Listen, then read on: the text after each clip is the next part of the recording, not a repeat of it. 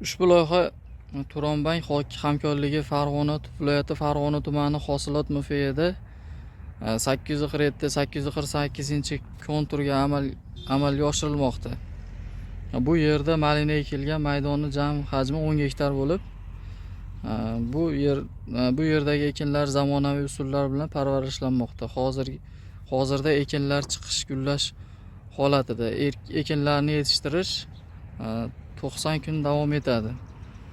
Yetishtirish jarayonida sug'oriladi, tabiiy va mineral o'g'itlar bilan oziqlantiriladi. Ushbu loyihaga 40 ta dehqon xo'jaliklari biriktirilgan. Har bir dehqon uchun o'rtacha 25 sotik yer maydonlari to'g'ri keladi.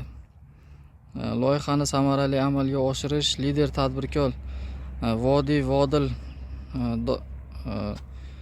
dorivor o'simliklari kooperativ ishlab chiqarish kooperativi biriktirilgan. Ushbu loyiha bo'yicha har bir gektardan 10 tonna, jami 100 tonna hosil olish rejalashtirilgan. Kelajakda ekin maydonini kengaytirish va shu orqali dehqon xo'jaliklarining daromadlarini oshirish niyatidamiz.